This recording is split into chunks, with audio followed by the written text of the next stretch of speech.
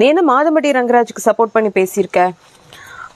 அவன் வந்து குர்ஷியோட அந்த காப்பிகேட் வீடியோவில் போய், அந்த டப் ஸ்மாஷ் மாதிரி பண்ண வீடியோவில் போய் ஜாய் கிறிசல்டாவோட பெயினை வந்து ரொம்ப இதாக, வாடா தம்பி நான் உனக்கு ரொமான்ஸ் சொல்லி கொடுக்குறேன்னு போட்டிருக்கான், ஏன்னா அவனுக்கு சப்போர்ட் பண்ணி பேசுறியான்னு கேட்டிருக்காங்க. நான் ஏன் மாதம்பட்டி ரங்கராஜுக்கு சப்போர்ட் பண்ணி பேசணும்?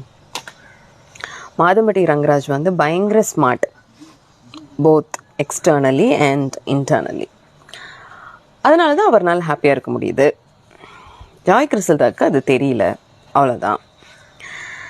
அதாவது ஒரு பழமொழி சொல்லுவாங்கள்ல, முதல் கொலை பண்ணுறவனுக்கு தான் கை நடுங்கும் அப்படின்னு சொல்லிட்டு.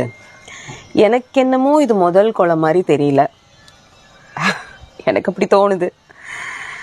அவருக்கு இது ஃபஸ்ட்டும் கிடையாது லாஸ்ட்டும் கிடையாதுன்னு எனக்கு தோணுது. அண்ட் வந்து அதுக்கப்புறம் ஒரு கமெண்ட் வந்து பார்த்தேன். எல்லா கமெண்ட்ஸும் ரொம்ப இன்ட்ரெஸ்டிங்காக இருந்தது. அதனால தான் நான் எல்லாத்துக்குமே ஹார்ட் கொடுத்தேன். பிகாஸ் ஒவ்வொருத்தங்களுக்கும் ஒவ்வொரு பெர்ஸ்பெக்டிவ் ஆஃப் பாயிண்ட் இருக்கும் இல்லையா. I should respect that. Private jet இருக்குது, ஹெலிகாப்டர் இருக்குது, ஹெலிபேட் இருக்குது. அது எல்லாத்துக்கும் மேலே வந்து ஒரு சுப்ரீம் பவர் இருக்குது. அது நீங்கள் மறக்கக்கூடாது.